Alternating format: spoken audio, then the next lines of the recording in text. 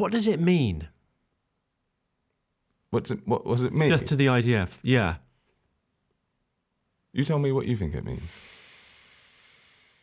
I guess my starting point is, and speaking, it's, because we've got very different life experiences. I'm conscious of all the privilege I've enjoyed, which is my long wind up to saying, I was talking to the team about this, like, I don't think there's any chant that starts with death to that I'd be especially comfortable with, even like... Death to capitalism. Death to capitalism, death to paedophiles, death to Nazis, death to... someone who opposes the death penalty, I suppose, death to the death penalty, it's kind of paradox. But you know what I mean? Like, it just is... All right, let's take that. You know what I mean? That. Death to the death penalty. What's it mean? So death to... it means... So I think the construction you'd put on it is that it means an end to, but obviously... An end to? Yeah. An end to the oppression that Palestinian people are facing, an end to the apartheid regime that has been created. An end to that. End, the IDF does not rhyme. It wouldn't have caught on, would it? Do you know what I mean? Because that is what we're up there to do. We are there to entertain. We are there to play music. I am a lyricist, right?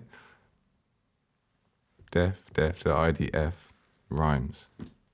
Perfect chant. The following week, people in the audience started chanting it, and you said, no, don't stop that. You're going to get me in trouble. Because at that point, we had the criminal investigation was fresh. And I was unsure of what the legal ramifications would be. Is it legally okay now? The investigation's still going on. But people chant it at the show. Let them chant it. But at that moment as well, I suppose it's important to understand like where we were in terms of the media, right? Anything, everything. It was just like they're waiting there. So they want to see, like, is he going to say it again? Is he going to think, whatever. So in an attempt to make sure I wasn't shooting myself in the foot when it comes to the criminal investigation, because the last thing I want to do is help the London Met, it seemed like the appropriate thing to do, The other thing to reflect on is it was alleged that after the Glasto set, there was an uptick in anti-Semitic incidents. Did you see that? Yeah, yeah, I saw it. The Community Security Trust, an anti-Semitism monitoring charity, they noted that 29th of June saw the highest daily total of anti-Semitic incidents in the first half of 2025. That's a report in The Guardian. What are they counting as anti-Semitic incidents? I don't know. Yeah, because I didn't see what they were counting as anti-Semitic incidents when I read it in The Guardian either. I wonder how you would find that out. Because in the reporting, no one seemed to press on that quite key detail. Like what are we claiming is anti-Semitic? But I do think it's fair to say that there's a lot of nervousness in the Jewish community in general. Is that in your head at all? The possibility of like creating an unsafe atmosphere for the Jewish community? Me creating an unsafe atmosphere? Well, that's what you've been accused of, isn't it? Yeah, I don't think I have created an unsafe atmosphere for the Jewish community. If like there were like large numbers of people being like going out and Bob Vylan made me do this, then maybe I might go, oof, I've had a negative impact here. Like, again, in that that report, what definition are they going by? We don't know that. So it's kind of hard to have to add anything to that, I suppose. We're going to find out. A little bit of suspense for people to listen to the end. You could argue it became a massive distraction, right? And maybe was deliberately weaponized as a distraction tactic. Owen Jones said in his commentary, a day earlier, this is before Glastonbury, The Israeli newspaper Haaretz revealed that Israeli soldiers and officers had confessed they'd been ordered to shoot at unarmed Palestinians as they queued for aid.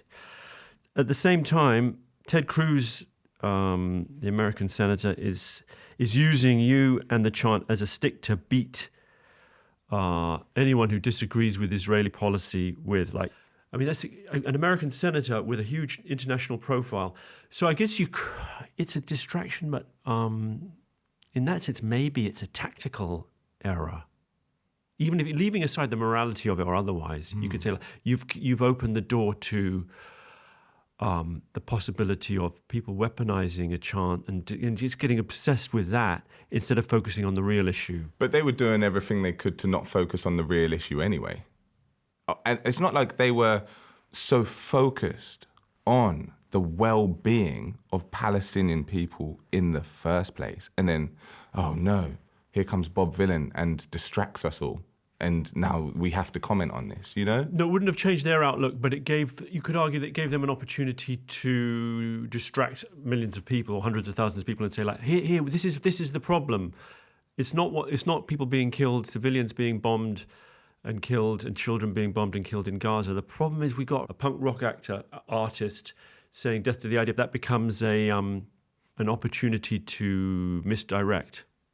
Well, yeah, but then even with you saying that, like, listen to how ridiculous it sounds. Do you know what I mean? It's ridiculous. I think it kind of worked for some, though, didn't it? I don't know, because I think shortly after they were done battering us, the tide started to change a little bit. In what way?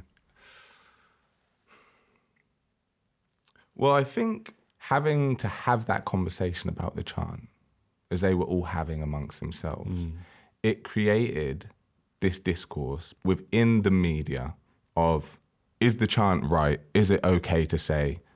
Is it anti-Semitic? Is it this? Is it that? And then that gave platform to certain people, maybe like Owen Jones, that would come on and say, well, actually, this is what we should be focusing on. We need to focus the attention back onto Gaza, back onto the people of Palestine, and he's laying out facts and presenting his argument. I think like it allowed for that conversation to have a new life almost, because unfortunately people have short attention spans, and watching people being killed every day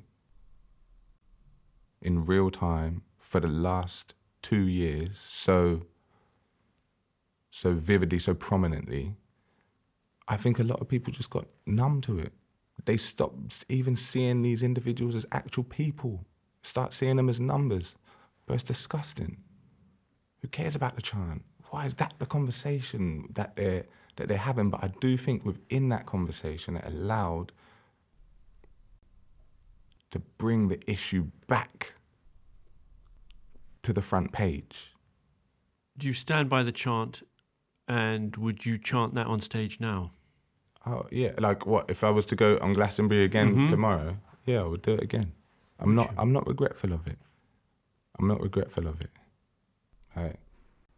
I'd do it again tomorrow, twice on Sundays. I'm not regretful of it at all. Like, the subsequent backlash that I've faced, it's minimal. It's minimal compared to what people in Palestine are going through.